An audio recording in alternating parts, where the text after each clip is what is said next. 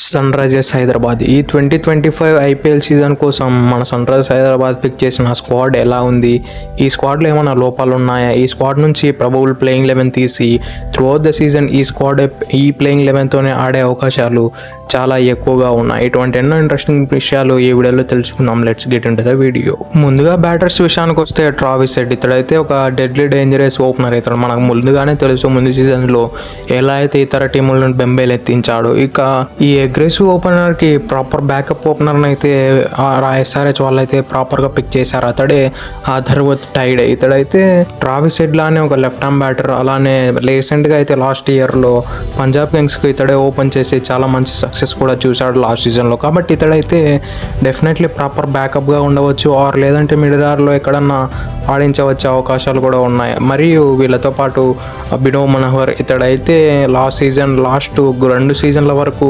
గుజరాత్ టైటన్ కి ఆడుతూ అతని కేపబిలిటీస్ ఏందో ప్రూవ్ చేసుకుంటూ వస్తున్నాడు. మరియు ఇతడు రీసెంట్ గా జరిగిన బెంగళూరు లీగ్ లో కూడా ఇతడు అద్భుతంగా ఆడి ఇతడు హైయెస్ట్ స్కోర్ గా నిలిచాడు. అలానే యంగ్స్టర్ నిఖిత్ వర్మ, అలానే సచిన్ బేబీ అని ఇతడైతే 2019-2016 వరకు ఆర్సీబీ స్క్వాడ్ లోనే ఉండేవాడు.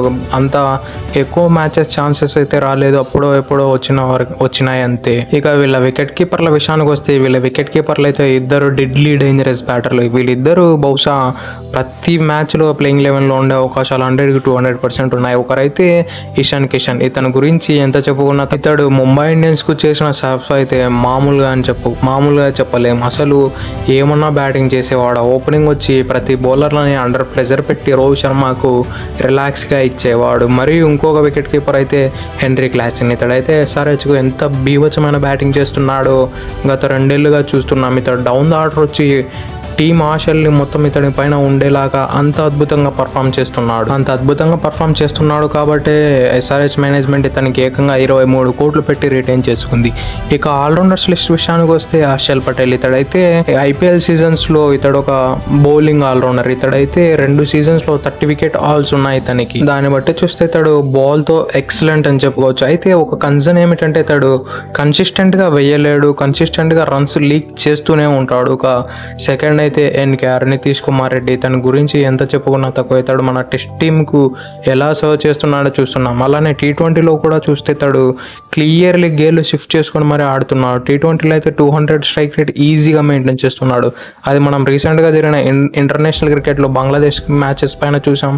అలానే లాస్ట్ ఇయర్ లో అయితే ఐపీఎల్ లో కూడా చూసాం ఇతను బ్యాటింగ్ ఎబిలిటీ. మరియు అలానే తను బౌలింగ్ స్కిల్స్ కూడా చాలా పెంచుకున్నాడు ఈ రీసెంట్ టైమ్స్ లో. కాబట్టి ఇతడు ఎస్ఆర్హెచ్ ఒక మెయిన్ అసెట్ గా మారిపోతున్నాడు. ఆ తర్వాత శ్రీలంకకు చెందిన మెయిన్ ప్లేయర్ కమిందో మెండిస్. ఇతడైతే ఇతని స్పెషల్ టాలెంట్ ఏమిటంటే ఇతడు లెఫ్ట్ ఆర్మ్ తో ఆఫ్ స్పిన్ వేస్తాడు, రైట్ ఆర్మ్ తో ఆఫ్ స్పిన్ వేస్తాడు. అలానే ఇతడు ఒక లెఫ్ట్ ఆర్మ్ బ్యాటర్. అలానే ఇంకో అగ్రెసివ్ ఓపెనర్ అయిన అభిషేక్ శర్మ. ఇతని గురించి నేను ఎక్కువ చెప్పడం అవసరం లేదు. ఇతని గురించి లాస్ట్ సీజన్ చూసిన వాళ్ళకి అందరికీ తెలుసు ఇతడు ఎటువంటి ప్లేయరో అని. ఇక ఆ తర్వాత ప్యాట్ కమిన్స్. ఇతడు ఒక బ్యాటింగ్ బౌలింగ్ ఆల్రౌండర్. ఇతని కెప్టెన్సీ గురించి మనము ఎంత తక్కువ మాట్లాడుకున్నా అది ఎక్కువే.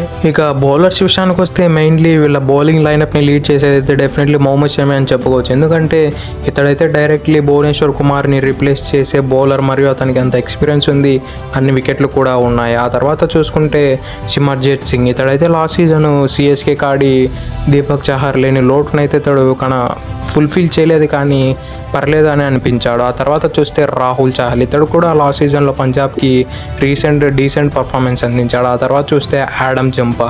వీళ్ళిద్దరూ చాలా అగ్రెసివ్ లెగ్ స్పిన్నర్స్. వీళ్ళిద్దరిలో ఆడమ్ జంపా అయితే ఇతనికి ఇంటర్నేషనల్ క్రికెట్ ఎక్స్పీరియన్స్ ఎంతో ఉంది. అలానే ఇంటర్నేషనల్ క్రికెట్లో వికెట్లు తీసిన ఎంతో అనుభవం ఇతనికి ఉంది. కాబట్టి ఇతడు ఒక వండర్ఫుల్ ప్లేయర్. అలానే వీళ్ళిద్దరికి బ్యాకప్గా నిషాన్ అన్సారీ అనే ఒక యంగ్ లెగ్ స్పిన్నర్ని కూడా కొన్నారు. ఇక వీళ్ళ తర్వాత జయదేవ్ ఉన్నట్కాడు. ఇతడైతే లాస్ట్ సీజన్లో ఎస్ఆర్హెచ్కు డెప్త్ ఓవర్స్లో వచ్చి చాలా బాగా ఆదుకున్నాడు. ఇక ఈ సీజన్ కూడా అలానే ఆదుకునే అవకాశాలు 100-200% ఉన్నాయి. ఇక లాస్ట్ బౌలర్ వచ్చేసి ఇషాన్ మలింగ. ఇతడైతే శ్రీలంకకు చెందిన ఇషాన్ మలింగ అయితే చాలా మంచి బౌలర్గా ప్రూవ్ చేసుకుంటున్నాడు. రీసెంట్గా అతడు ఇంటర్నేషనల్ క్రికెట్ కూడా డెబ్యూ చేసి చాలా అద్భుతంగా రాణిస్తున్నాడు. ఇక వీళ్ళ ప్రబబుల్ ప్లేయింగ్ ప్లేయింగ్ 11 విషయానికి వస్తే ఓపెనింగ్ ట్రావిస్ హెడ్ మరియు అభిషేక్ శర్మ బరిలోకి దిగే అవకాశాలు ఉన్నాయి. వీరిద్దరూ లాస్ట్ సీజన్ ఎంత హంగామా చేశారో మనందరం చూసాము. ఇంకా వన్ డౌన్లో అయితే చాలా చిక్కుముడులే ఉన్నాయి. ఎందుకంటే ఇషాన్ కిషన్ని వన్ డౌన్లో దింపే అవకాశాలు ఉన్నాయి, కానీ ఇలా అయితే ముగ్గురు లెఫ్ట్ హ్యాండర్ అవుతారు. ఒకవేళ ఒక మంచి బౌలర్ ఆఫ్ స్పిన్నర్ వస్తే డెఫినెట్లీ రవిచంద్రన్ అశ్విన్ లాంటి టాప్ క్లాస్ బౌలర్ వచ్చినట్లయితే అతడు న్యూ బాల్ని కూడా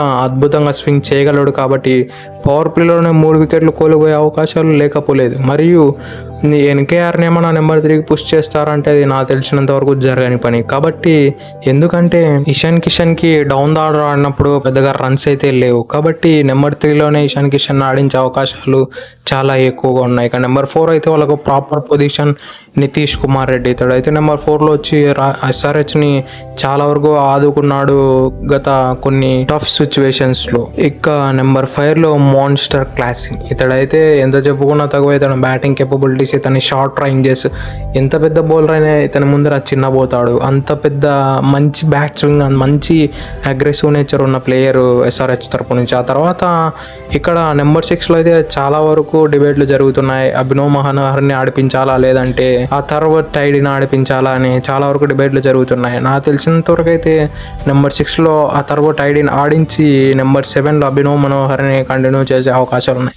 ఇలా అయితే వీళ్ళ డెప్త్లో అయితే బ్యాటింగ్ చాలా స్ట్రాంగ్గా కనపడుతుంది. ఇంకా నెంబర్ 8లో హర్షల్ పటేల్ దిగే అవకాశాలు ఉన్నాయి. ఇతడు కూడా బ్యాట్తో చాలా వరకు కాంట్రిబ్యూట్ చేసే ప్లేయరే. అంటే మనం 50s 100s ఎక్స్పెక్ట్ చేయలేము, కానీ ఇతడు ఒక డీసెంట్ బ్యాటర్ అని చెప్పుకోవచ్చు. నెంబర్ 9లో అయితే ప్యాట్ కమిన్స్ దిగే అవకాశాలు ఉన్నాయి. ఇతడు కూడా బ్యాట్తో చాలా అద్భుతంగా రాణిస్తున్నాడు. రీసెంట్గా మన బీజీటీ సిరీస్లలో చూసినట్లయితే అతడు అద్భుతంగా రాణించి లాస్ట్లో ఆస్ట్రేలియాని ఆదుకున్నట్టున్నాడు. అలానే SRHను కూడా ఆదుకునే అవకాశాలు 100కి 200% ఉన్నాయి. ఇక నెంబర్ 10 విషయానికి వస్తే మొహమ్మద్ షమి దిగే అవకాశాలు ఉన్నాయి స్ట్రైట్ ఫార్వర్డ్. ఇక నెంబర్ 11లో అయితే నా దృష్టిలో అయితే యాడమ్ జంపాను ఆడిపిస్తే చాలా మంచిగా ఉంటుంది. అందరైతే రాహుల్ చహర్ అంటున్నాడు, కానీ రాహుల్ చహర్కి అంత మంచి ఎక్స్పీరియన్స్ అయితే లేదు. ఈవెన్ SRH గ్రౌండ్లలో అన్ని ఫ్లాట్ వికెట్స్ కాబట్టి SRH రాహుల్ చహర్ అంత యూస్ఫుల్గా కనపడకపోవచ్చు. కాబట్టి యాడమ్ జంపా అయితే ఆస్ట్రేలియా లాంటి పేసీ వికెట్లు తీశాడు కాబట్టి డెఫినెట్లీ ఇతడు ఇక్కడ యూస్ఫుల్ అయ్యే అవకాశాలు 100కి 200% ఉన్నాయని నా దృష్టిలో నాకు అనిపిస్తుంది. ఇక ఇంపాక్ట్ ప్లేయర్స్ విషయానికి వస్తే జయదేవ్ ఉన్నత్కట్ ఆర్ రాహుల్ చహల్ని యూజ్ చేసుకునే అవకాశం ఉన్నాయి. ఎందుకంటే ఒకవేళ ఫాస్ట్ బౌలర్ కావాలనుకుంటే డెఫినెట్లీ గో టు బౌలర్ వచ్చేసి జయదేవ్ ఉన్నత్కట్. ఎందుకంటే అతడు ఆ స్లో రన్స్ మరియు ఆ యార్కర్లు నటరాజన్ని రిప్లేస్ చేసినట్లు ఇతడు డెఫినెట్లీ చేయగలడు. కానీ అతనికి ఉన్న యార్కర్ను ఇతడు రిప్లేస్ చేయలేడు, కానీ అతడు వేసే డెప్త్ బౌలర్ని ఇతన్ని రిప్లేస్ చేసే అవకాశాలు చాలా ఎక్కువగా ఉన్నాయి. తన దగ్గర ప్రాపర్ స్లోర్ 1 ఉంది, అలానే యార్కర్ ఉంది. ఇటువంటి డిఫరెంట్ వేరియేషన్స్ ఉన్నాయి. కాబట్టి డెఫినెట్లీ జయదేవ్ ఉన్నట్టు వీళ్ళకు ఇంపాక్ట్ ప్లేయర్లో మొదటి ప్లేయర్గా ఉండే అవకాశాలు ఉన్నాయి.